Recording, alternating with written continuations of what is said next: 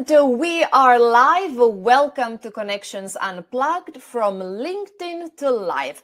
In my video podcast series, I'm streaming live to 3 destinations: LinkedIn, of course, Facebook, and YouTube. And this show is powered by OneStream Live that enables me to do just that. And I must say a couple of words about this podcast series that has been on my mind for a long time now. And eventually this year, I made it happen. I have amazing LinkedIn connections, more than 5,000 inspirational people, professionals that I'm connected to on LinkedIn, which is my favorite social media platform.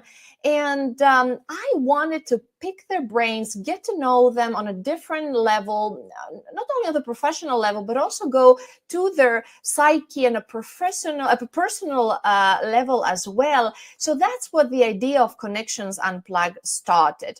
I'm streaming live every week, introducing to you one of my LinkedIn connections at a time, one person, one story at a time. And I want my guests that in this 30 to 40 minute discussion with me to feel free to say the story the way they like it to be told. This is completely unplugged, unscripted. I haven't given them any questions in advance. So I think they're all good sports and they can answer to anything. So thank you for tuning in and listening today.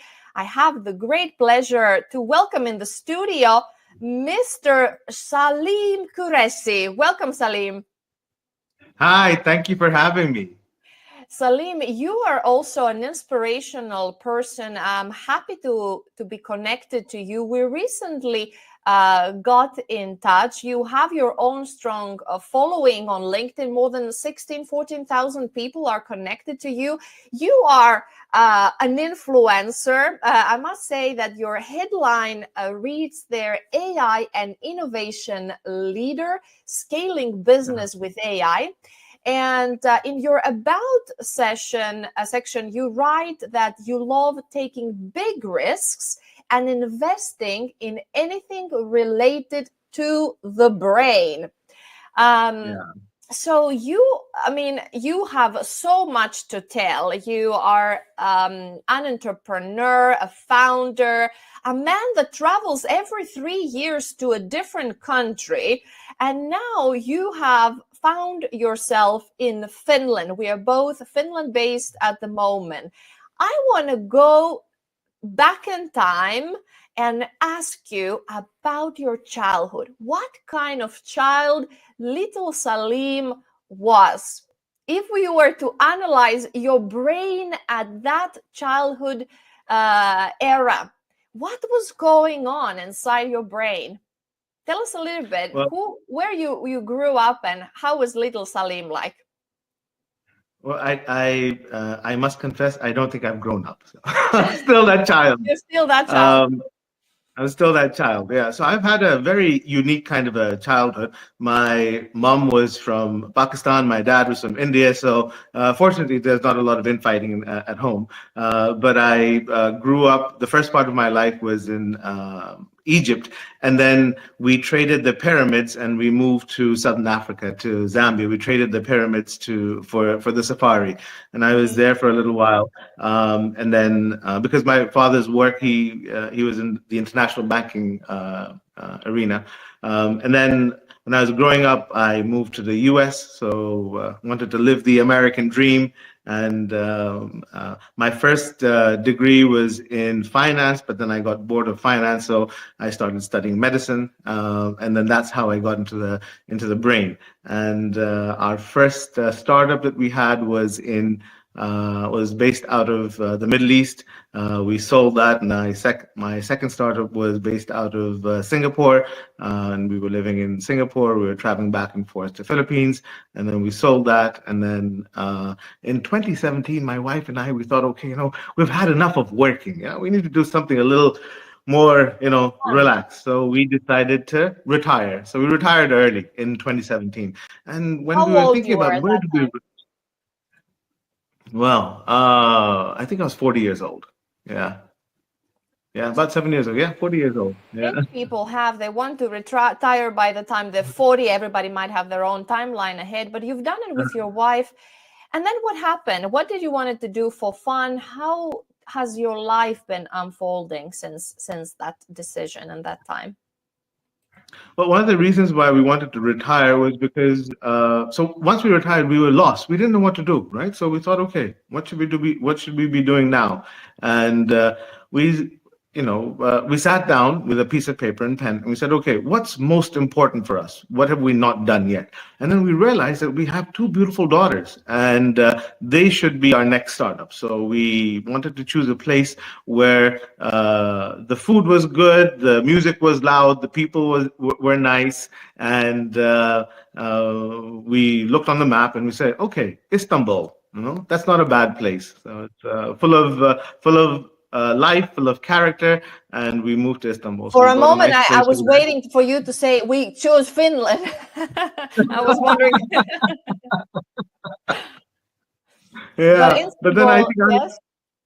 yeah, after living in Istanbul for a little while, we were getting bored.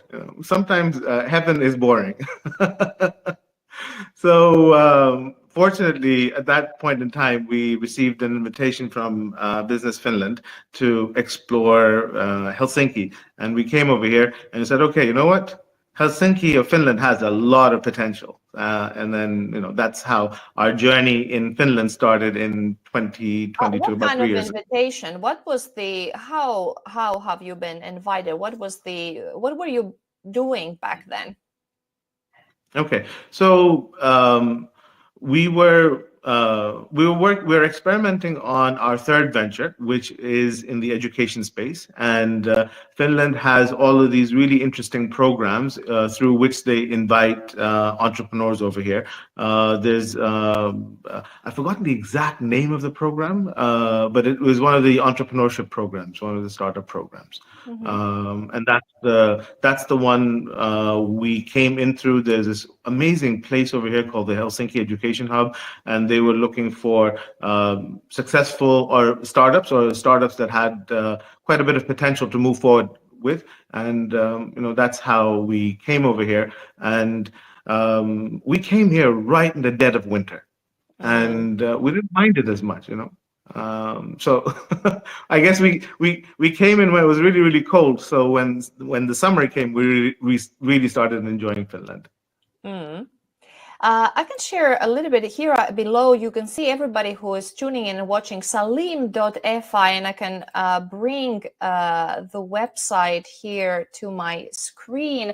You can tell us a little bit, because you mentioned about the startups you've been involved in, and what is currently your passion and your initiatives? Because you do here, we see your website.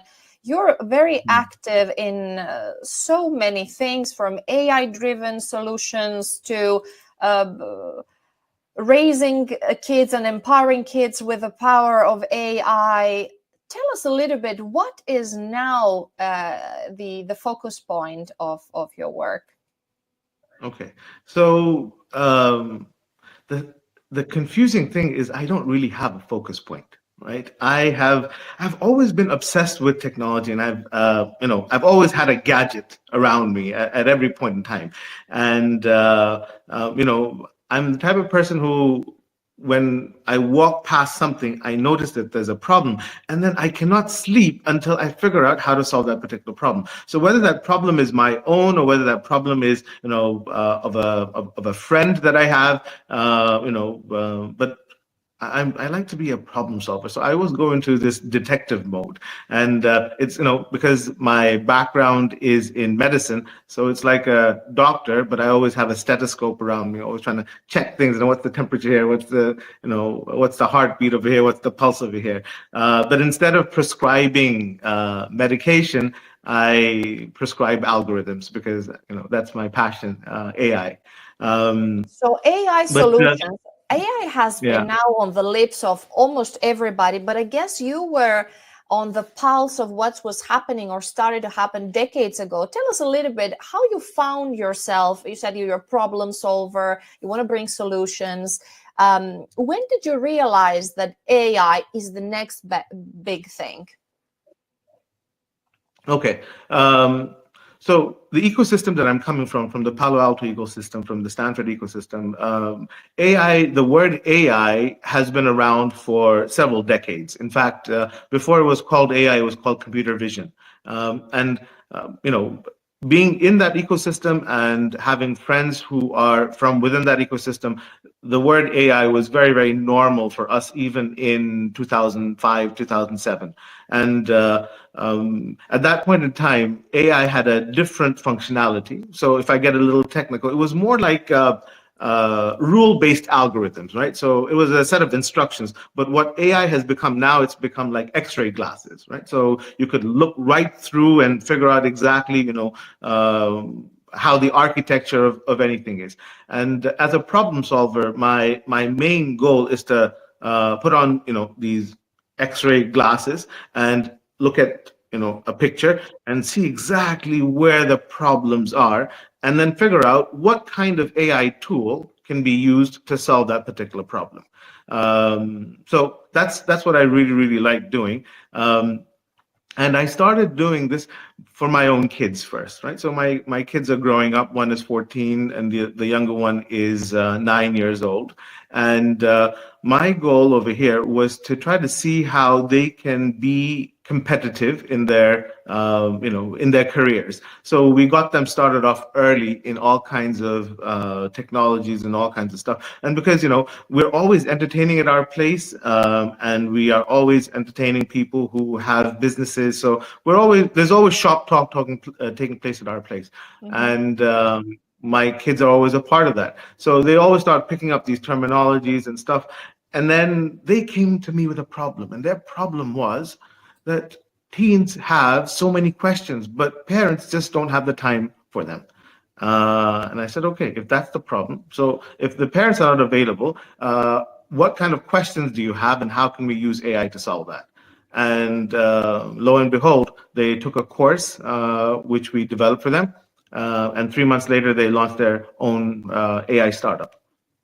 But how about, I want to be the devil's advocate, and this is a question that's been on my mind as a person who I believe I'm tech savvy, but on the other hand, I'm a mother, and I'm just wondering about the human race in general. What do you think about this human centricity and families together? How can we make AI help the parents really dedicate their time? Time is money, and time is important to build that connection with your children and with your friends and with your colleagues. How can we use the AI to really bring the people more together rather than having just another AI-driven solution? What is your take on human centricity, putting people first versus putting the technology first and delegating parenting, if you like, to another AI solution? We might solve some problems. I'm busy, everybody's busy, I need to cook, I need to clean, but I also feel that we have the need to connect with our children, to talk to them. This is how we transmit the culture, the values. Yeah. I believe we cannot outsource just everything to technology. It has its perils. What is your take on this? Okay, so you've raised a very, very important question, which is actually a hot topic these days I think, in all kinds of circles. So the way we look at parenting is that there's nothing more important to us than our kids. And spending time for our kids is paramount. This is one of the reasons why we retired early. But at the same time, we need to understand how to live in the age of AI. How do you become a human in the age of AI? That's the main question, that we need to answer. And then I think that every parent or every household has their own rules and regulations based upon, what kind of exposure they want to come within their own home, and what kind of exposure they want, for their for the whole ecosystem, where they're in. The ecosystem that we're in, we are in a very very technologically advanced ecosystem. And the way that we believe in spending time with our kids is, so spending time with our kids is about building bonds and about building connections, right? So we build bonds and build connections by stimulating certain set of hormones within the brain, right? So dopamine is one of them, serotonin is one of them, right? So the more dopamine and serotonin that you can, get your kids to release when they're with you, those are the memories, those are the good memories you start, creating. um, you know uh, it it might be right to say, it might not be right to say that maybe about 50 years ago, before the internet came in, people were happier, right? Well, maybe they weren't. Maybe people are happier now. Happiness has a lot to do with a set of hormones, dopamine and serotonin being one of them. And if you have a happy home, right, regardless of what kind of technologies are in there, you will always develop those really strong bonds between your families. And if you don't have those, if you don't work on quality time, then those memories will never be formed. So there's very little that AI or technology can do to create those bonds. It's something that you have to really work at yourself. So that's a very long-winded answer to a very short question. I want to ask you as a follow-up. You said you lived in the US and Palo Alto and so on. It's been said that many of the tech gurus, people like Steve Jobs and Bill Gates, they have restricted their kids from using technology in their house. Even products that they themselves been building or software they have been building. What do you think about that? Do you see any perils in terms of technology, where AI is going? And what is the right balance? You spoke about quality time, creating memories. Of course, you can do it, as you said, maybe sitting down with your daughters and helping them, bouncing off ideas. And that's also educational. That's also teaching them about business and being entrepreneurial. And of course, that has its own value.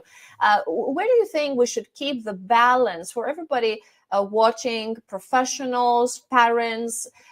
Because as you're involved in education as well, the future generations are the ones that they're gonna live up with the choices we made today. So the future is made today.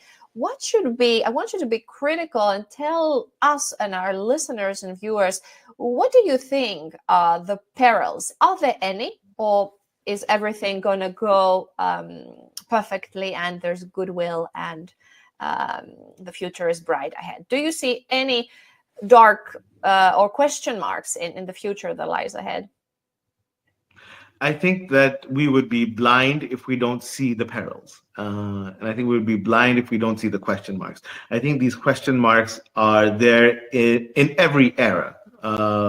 They were there in the era of my parents, they're there in the era of my grandparents, and they'll also be there in the era of my grandkids. I think it's all got to do with how you approach life. So coming back to the first part of your question, the big tech moguls, they restrict or discourage their kids. I think that a lot of this is tabloid news. I don't know if this is really the case, and I also don't know if I haven't gone into the homes of Bill Gates to see what his kids were using when they were growing up, although I think they're already old when the cell phones and everything came out. But coming back to the next part of your question, what are the perils? So the perils have got to do with lack of communication between the parents and the kids. So if the father is playing video games with their son, right, or their daughter, you're building some strong connections right over there, right? So you're using technology, but you're building strong connections, right? Now, when you leave your kids to be parented only by technology, that's when a lot of the perils start coming in. A lot of parents are focused on screen time, right? So we need to control the screen time. Well, how about we gives the right tools to the kids, so you don't necessarily need to regulate screen time. So screen time becomes a really big problem when the brain is not being stimulated or is being stimulated in the wrong way, right? So if the kids are constantly playing Candy Crush, right, on their phones, or if they're playing monotonous games, that's not really doing too much for the brain. But if they're playing, or if they're using all of the technology that's out there to do stuff that is constantly stimulating the brain, then that's a completely different route altogether. One of the things I must confess that I'm not too big a fan of, nor do I favor too much, is when we outsource dinner time to young kids to the phones. Right? That's where the trouble starts. So, but then in today's day and age, the child's best friend is the phone, because that's the first thing that they developed a strong connection with from the time that they left the hospital. Right, the parents just pass the phone over to the child, and and that's the solution. And so there are not enough studies that are done to understand if that's a good thing or a bad thing. But if I just look at it from an analytical standpoint, I think that there might be, slight health hazards to doing something, that early on. But hey, since there are no studies that are out there, your guess is as good as mine. I must say, personally, I have a 9-year-old son. In the first 5 or 6 years of his life, I didn't even have the TV on in our house, so he was not exposed in any media. And then the problem started when they go to school, because it's also this peer pressure that my friends are using this, I need that. So it's inevitable, even though for 6 years he was so protecting my son. And of course, the parents can make all kinds of decisions and oppose their structures and rules in place. But inevitably, in the society, as you said, in this day and age, it's impossible to get away from certain things. Of course, with communication also, as you mentioned, it's important to have the trust of your child and so on, to have a good dialogue and rapport, that they trust that you want their best interest. Your daughters are pretty amazing. You said that they already, of course, following your footsteps, and as you very much well know, if you raised in such a household where you hear discussions, you meet people, it's inevitable that young children pick up the terminology, the nuances, and they go on and do amazing things. I want to stand now to the multicultural and international aspect. You are a foreigner, you're an international that travel the world. You come from a bicultural family even, and you've been traveling and living in different countries. Now you're living in Finland. What do you think about Finland? Is it a land of opportunity? Has Finland been good to you? Where do you think Finland is heading? Is Finland spearheading some innovation in AI, or should Finland do more in that field? And then tell us a little bit about your other projects in terms of the international community here in Finland. Lots to unpack, so feel free to open them up. How would you approach this international aspect and the work and the initiatives you do? All right, wonderful. So opportunities are there everywhere, and it's entirely up to us to identify those opportunities and try to figure out how we can benefit from those opportunities. Now, as an entrepreneur, I'm always looking to solve problems, as I'd mentioned. When we moved to Finland, we saw lots of issues, as there are in any other place. And as detectives, our goal is to find issues, right? So that we can solve those issues. So Finland definitely, it's definitely one of the happiest places to be in, although some people might disagree. But if you go and live in other countries, then you'll be able to understand, the benefits that Finland has and offers. Tell me And quickly, also, Salim, now I have to ask you, I believe this is a question on the lips or minds of our viewers as well. You as a foreigner in Finland, what are some good things and what are some bad things that need improvement? okay. All right. So the good things, and again, for the stage that we are in our lives right now, the good thing for us, the best thing for us, is that our kids have so much independence and so much freedom. They are able to go out, they're able to hang out with their own friends, and we don't need to worry about them because number one, we've brought them up as good kids, so we know that they will always try to avoid any what we call heat spots. But we also know that from the external environment, there are very few things that we need to worry about because Finland is a very, very safe place. So that is one of the biggest advantages for us. So now, what are the problems with any place? If we take a look at Finland, there are so many problems, right? And as an immigrant entrepreneur, that actually becomes very interesting for me because then I can try to see, okay, you know what, this is a problem. Do I have a solution for this particular problem? So one of the problems that I noticed was that immigrant integration into Finland, or not only into Finland, but throughout the EU, was a very, very big issue. And one of the reasons why this was an issue is because when immigrants come to a new land, let's say Finland, and it's not only related to limited to Finland, it's a global phenomenon. But whenever they go to a new land, what they do is that they make a very, very big mistake. And the mistake is they go ahead and they start hanging out with in their own small little communities, and they don't take the opportunity to go out and experience the real culture from in the land where they're living or where they have moved to. And because they don't make the effort to assimilate, to integrate, right, the other person, regardless of how much money the city or the state is putting into immigrant integration, the thing needs to be from both ways. Now, in my observation, there definitely is a little bit of a bias towards one type of immigrant over the other, which is the case in any ecosystem, right? Forget about a country, but it's the case in any ecosystem. But the way that you break that bias is by assimilating into that particular culture.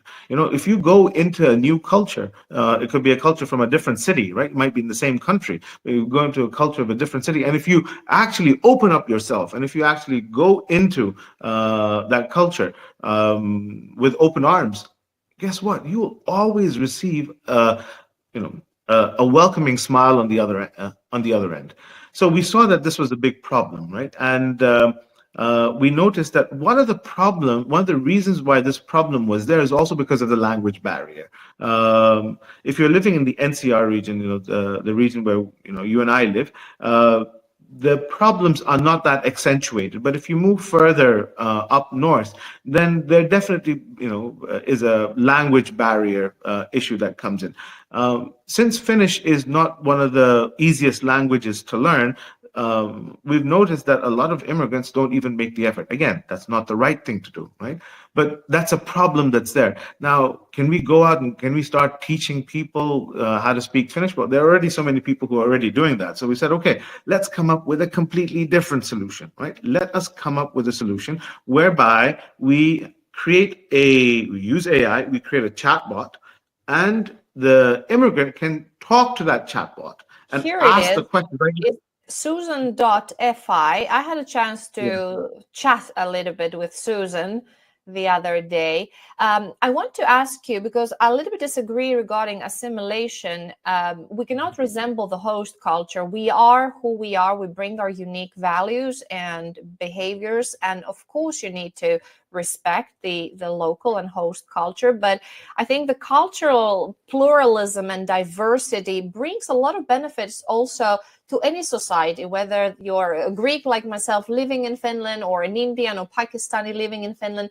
You have to choose the best of everything, as there's no perfect culture, right? Respectfully, I see it from that perspective. How do you tell us a little bit about SUSAN and what benefits you think it gives to people from all walks of life, from various cultures, learning and finding information about Finland and anything that's on their mind?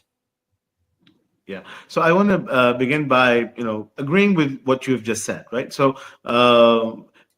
plurality is very important for any culture to thrive. So when we, as immigrants, come into a new country, since we're in Finland, let's talk about Finland. If we come into Finland, we definitely bring our own spice, no pun intended, to the conversation.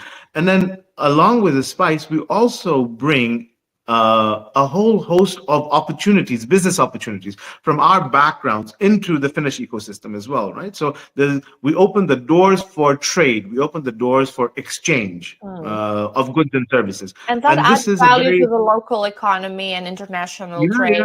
Yeah. Yeah, absolutely. I mean, since we've come over here, we've started bringing in lots of international businesses who we've worked with previously into Finland, and we've started showing them where the opportunities are. Now, the second part of your question was related to what SUSAN can do, right? And why we came up with this tool.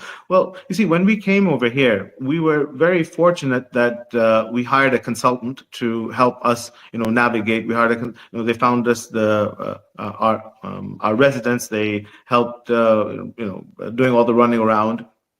But not everyone, has the opportunity to hire a consultant, right? So we said, okay, where do people really need a lot of help in, right? So they need to understand what is the DVV. They need to understand how to get their police ID. They need to understand, what the protocol is with enrolling their kids in school. They need to understand how, what is Kela and how that plays a role in their lives. They need to understand, what is if they're opening up their own business, what's Vero. They need to understand all of these different things.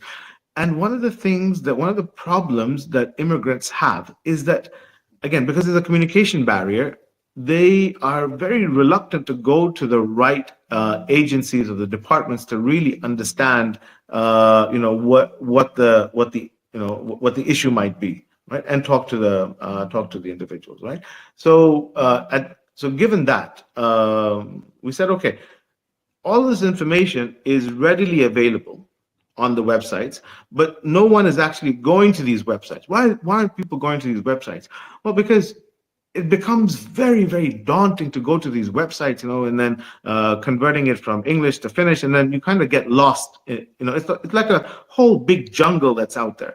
So we said, okay, how can we use AI to address this jungle? And what we did over here is that I'll go a little technical. We created a SLM, what's called a small language model, right? And we populated with an appropriate knowledge base, so it has all the information. Then we connected it with a RAG, which is a retrieval augmented generation, and an MCP, and to a large language model. Now, the whole system flows really well. Now you can ask a question. Right now you can ask a question in English, but tomorrow you'll be able to ask a question in Kurdish or in Arabic or in Hindi or in Bengali, right? And it will reply back in that particular manner as well. So what we've done is that we're trying to create a one window solution where the user is able to interact with this one chatbot, right? And that one chatbot will be able to provide you with whatever relevant information, with respect to, immigrant integration. So, from housing to, healthcare to education to now we're putting in a component which also starts identifying jobs that are, highly likely, good fits for immigrants. Yeah. What kind of feedback have you gotten so far? How long has been SUSAN up and running? So SUSAN is still in its beta mode. We launched it maybe a couple of months ago. I think we launched in January, and we did a first test bed in this beautiful city, about 60 kilometers north of Helsinki. It's called Riihimäki, and there were 71 immigrant students who attended this particular test bed, and they asked 644 questions in 4 categories, right? And these categories helped us understand what are the real immigrant problems. And the real immigrant problems over here in Finland is, number one, how do I find a job, right? Because jobs are very scarce right now, especially given the current economic conditions. Things are looking better in the future, but given the current situation, it's this is one of the biggest concerns for immigrants. The second concern for the immigrants is understanding how to find affordable housing, especially for students, because that's where we went to. The third thing over here is the work permits and the legalization. So the laws in Finland are constantly changing, and because the immigrants don't have the right information, they start panicking for reasons where there is no need to panic. And all they need to have is access to the right information. And then go ahead. Allow me to share here. Here is Susan. Let's ask Susan a question. I've asked the question, how can I find a job in Finland? And then it says, to find a job in Finland, you can follow these steps. I don't know if you can see. Let me zoom a little bit more in. Yes, identify your job interest, update your CV, use this portals, LinkedIn, and then it says the TE-palvelut, the official employment service in Finland, the employment services network, and so on. So what other question we can ask to Susan? Okay, so we're working on a new feature. Do you see the yellow briefcase at the bottom icon? Yeah. So if you click on that, right? So this is this is not necessarily live yet, but it'll work. Okay. Right. So if you click on that, you can click on find a job. Let me put on spotlight the screen so the viewers can see it. This is live now. I'm going into Susan. I'm asking some questions. So now I should click on find a job? Yeah, find a job. And what would you like a job in? I don't know. Teaching, sales, or whatever. Okay, journalist. Journalist. Yeah, and then I can put in Helsinki. Or should I put maybe marketing? Is quite a thing. I don't know if many. Marketing manager in Helsinki. Okay. Now, if you scroll down, but don't press anything yet. Do you see where it says upload your resume? Don't upload anything, right? But this is still in the works. But when you upload your resume, what we realized, again, we're being a problem solver. What we realized is that, people don't really have the right resume, right, in the right format of what the employers are looking for. So this is still under construction, but when it's released, you'll be able to upload your resume. And when you upload your resume, our AI will reconfigure, reformat the resume in a manner whereby it will be appealing to the HR manager. So all of a sudden, we will be increasing the likelihood of your resume reaching the eyes of the HR manager, not being lost in the sea of resumes that are being sent out. So this is coming. Should I click on search jobs? Sure. Let's see what happens. I hope it doesn't embarrass. So it takes a little while to do all of its thinking. And then what it's doing right now is that it's searching the web for all relevant jobs that are out there, and it will start bringing you jobs in batches. So if the jobs might come from LinkedIn, they might come from Indeed, they might come from any other platforms, whatever Susan's whatever is rapidly accessible. Yeah. Let's see. Let's give it some time. Hopefully, this is a good indicator. There's a lot of marketing jobs in the market in Helsinki. Let's see here. Yes. Now let me share my screen again. What SUSAN.fi has found for us. Let me share back on the stream. Here is what's going on. It keeps writing. So here we have a list of LinkedIn jobs, it says, and marketing manager. Let me zoom in a bit more. And we've made it really easy. So all you need to do is just click on apply. So you click here Should I go ahead and Do you click? see So where it says apply? so this is a hyperlink. Yeah, it opens my LinkedIn. Of course, I'm only sharing one page. And as you see, these are blue. So these are hyperlinks and apply. You can go straight to the apply page. So 1, 2, 3, 4, 5, 6, and then 7, 8, 9, 10, 11, 12. Yeah, 12 jobs at least, 12 marketing jobs. So if you're listening and you are a marketing person living here in Finland and you're looking for your next marketing opportunity, go to SUSAN.fi, click those links and apply, find yourself a good marketing job. Good. Something else, some new developments now, Saleem, that you have regarding SUSAN. What's coming up in the roadmap? So we're going to start going to places where the immigrants kind of congregate. So we're going to go to small little communities. We're going to go to churches. We're going to go to mosques and temples, and we're going to listen. Right. So one of the easiest ways to solve a problem is to identify what the problem really is. A lot of people, they kind of sit in their own shells and they think that they know what the problem is, but you don't know the problem until you actually go out there, right? So once you go out there and start talking to people and then start asking them questions and you start probing and probing and probing, that's the time when you realize what the real true nature of the problem is. That's why you need a journalist in your team to ask the questions, because people are afraid to ask the right questions and they're afraid to be bold and really, as we say in Finland, to put the cat on the table, to ask the difficult questions, the questions that, they will be embarrassed, or I don't know, maybe they don't know how to say. Go for it. So Saleem, you're very right. I agree with you. Asking the right question, being brave to ask the right question, hearing it from the people, the users, the community, that's the best way. You have to know what is the problem before you offer the right tailor-made solution for that. Sometimes people think they know, but they don't, unless you really go to the grassroots level and ask, and you might be surprised even, and new things are, and of course, talking about engagement also of your community is very important. Talking to people, making them really being heard, feeling valued and appreciated, and that's when solving the real problems, right?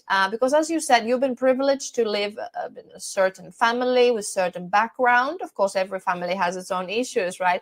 But some people might not be have had the possibilities or the opportunity. So we have to see what everybody is facing, unless we make very specific solution for specific homogeneous audience. But as you know, nowadays, and you want the solution to be available for everybody, right? People are so diverse. They come from all walks of life. They're PhD students who've been brought on a promise that they find a great job in Finland and they end up unemployed, right? We have a lot of international talent that unfortunately, and that's based on facts and data, there have been public information, unfortunately, in Finland, that there is racism, having a foreign name in your CV, since we're talking about employability. It's a turnoff for some employers, unfortunately. It doesn't matter how great track record you have, what PhDs you're having, what value you can add. Unfortunately, there are lots of barriers for the international community. So thank you for creating such solutions. And you were telling about finding the problems. What problems, and now you said coming up, do you have any sort of suspicions or assumptions what could be, or if you want to be open and listen? Oh, of course, you have your own network of friends. I mean, that you might be getting already the signals. Yeah. So the majority of the immigrants, they are struggling to assimilate. Right. So we go specifically to the areas or the locations where we are finding people who are struggling to assimilate. Now, you can be struggling to assimilate regardless of what your income level is, right? And those are the key areas that we really want to focus on. And one of the biggest problems which they are talking about is issues with respect to unemployment. Now, I'm not a magician. I can't wave a magic wand and find areas of employment or create jobs. But what I can do is say, okay, you know what? You have studied in Finland. You are a software engineer, or you are a nurse, or you are some other skilled profession. If you can't find a job in Finland, maybe you can find a job in Germany. Maybe you can find a job in Turkey. Maybe you can find a job in Malaysia or Istanbul or any other place. So just because you cannot find a job in the location that you're in, and that is your biggest problem, that doesn't mean that the world has closed for you. Right. So what we hope to do through SUSAN is also open up other markets for immigrants. Right. So it could be a neighboring market, as close as Sweden or Estonia, or it could be something a little further. It could be something in Malta. It could be something in Portugal and Spain, because different economies are operating at a different pace. So while some economies are going through their own correction measures, there are other economies that are actually thriving.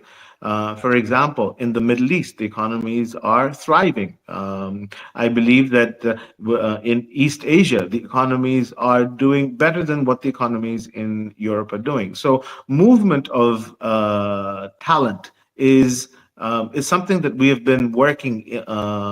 We've been working in the talent space since 2007. So our first two startups that we exited from, that we sold, were in the talent and skill assessment space. So we know this space really well.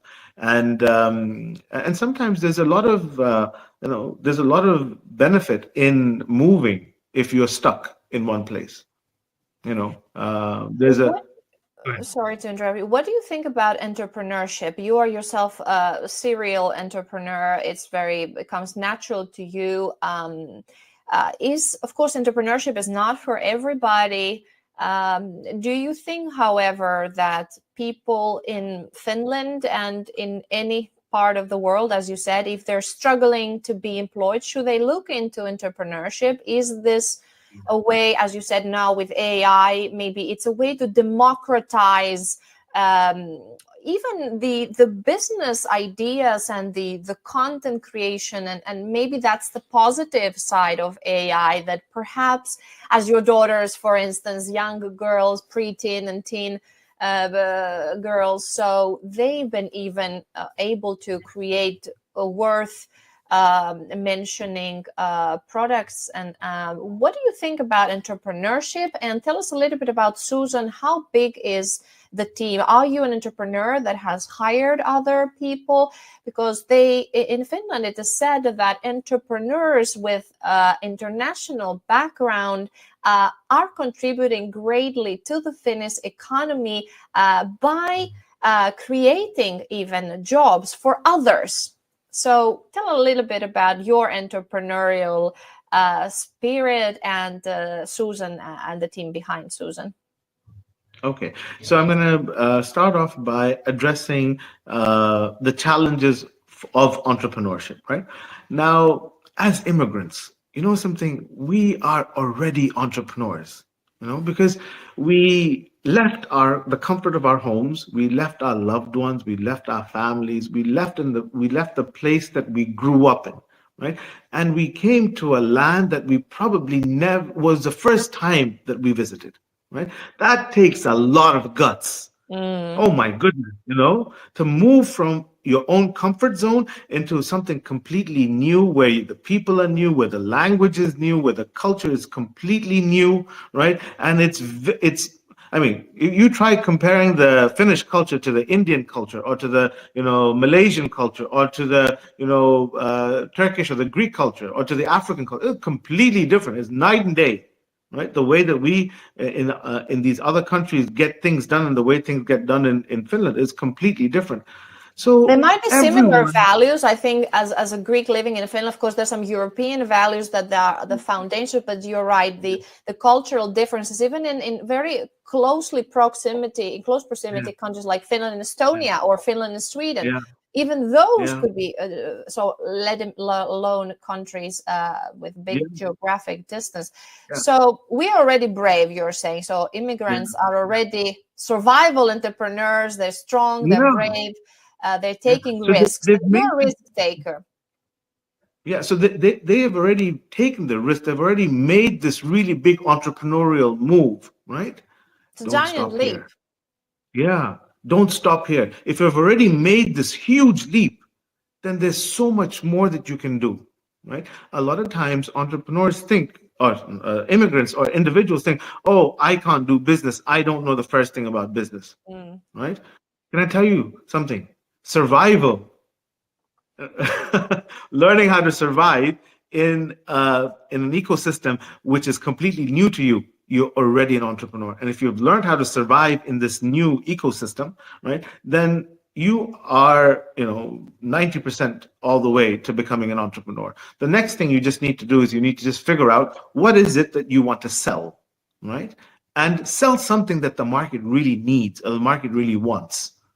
Okay, and just sell it at a price whereby you're able to bring money home. A lot of times people come up with ideas that are so complicated, just so big, all over the place. Oh, we'll do this, just all over the place, and they're not really thinking about how much are they selling their service for, right? And when they're selling their service, a lot of times the problem happens when they don't price it properly. If they price it too high, no one buys. If they price it too low, then they become, a slave to the business, right? And the other, What is go it ahead. in for Susan? Are you planning to put a price tag on Susan? Are you now using the collective intelligence of the people, asking the chatbot questions? How do you want to, are you planning to capitalize on this project, or what are the future regarding Susan? Okay, so this is a very interesting question, and there's so many people who have asked me this question, and I really honestly don't have an answer, because Susan, for me, is a labor of love. So I'm at the stage in my life where financially we are settled. Our kitchen is running, right? Whether we work or not.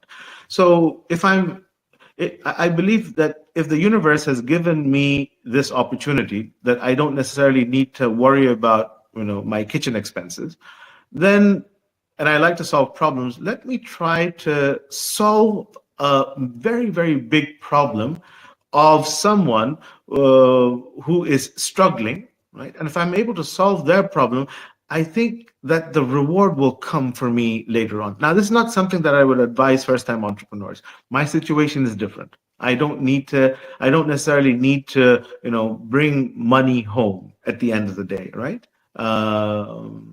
But so in the situation that I'm in, it gives me a lot of pleasure to see how we can build a tool that can really, really help others. So Susan, so we're not storing anyone's data, right? We're no data is being stored. Nothing is. The conversation that you're having with Susan is completely anonymous.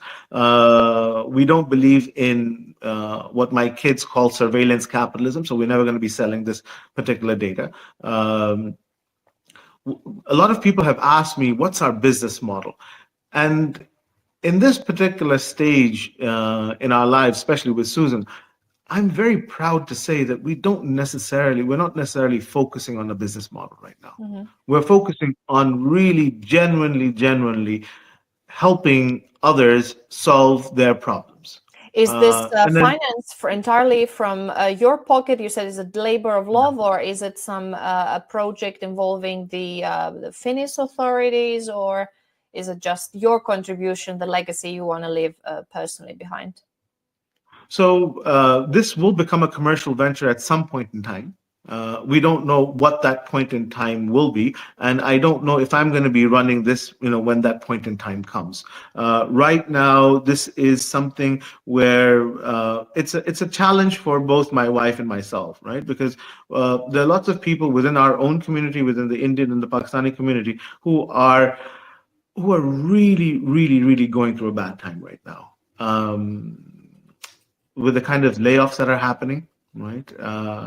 With people being very uncertain as to what their livelihoods are going to look like. They have mortgages, they have, bills, and so many other things to pay. And Finland is not a place where you can have a lot of savings. Lots of people have lots of our friends who came over here as students. They're not able to find jobs, so there's very little that Kela can do for them. So our focus right now is to really genuinely, wholeheartedly take care of our communities. Right now, I'm an international citizen, so the African community is my community, the Asian community is my community. So if you're an immigrant, then I'm yours and you are mine. That's how I look at it. And my goal right now is to really, really try to understand what the problem is, understand how we can solve it, and one step at a time, one day at a time, I guess. Good. How long do you plan to stay in Finland? You said that you have a habit of hopping countries. Do you know how long you're here for? Or are you planning to settle in Finland? I believe that we only settle once we are 6 feet under. So that's the only time that Let's that we will close settle. with this positive.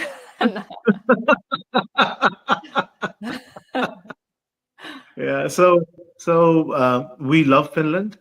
It's one of the nicest places that we have lived in. Is this going to be our final destination?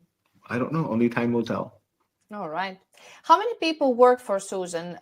Do you have developers? Tell us a little bit about the team behind SUSAN.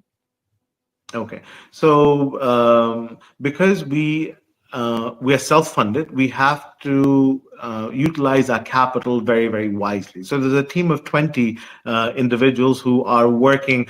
Most of them are working part-time. Some are consultants. Some are, a couple of them are on our payroll. But because the cause is something that really touches a lot of people, because they can feel that if it doesn't help them, it'll definitely help someone who's next to them. We have received a lot of goodwill, a lot of support from people who are, especially in the tech field, who are volunteering their time. And are those people working remotely, or are they Finland-based, or remote. it depends? So some of them are Finland-based, most of them are not, but everyone is working remotely. And we're just, my wife Aisha and I, we are just really, truly, truly blessed that the outpour of support that has come from the community at large, the global community, is something that we did not expect. And I think that because we're genuine to this particular cause, others are also genuine, to this cause. And everyone understands that there's no commercial benefit to us. We've not thought about that just yet. Once we do think about that, then that's a completely different,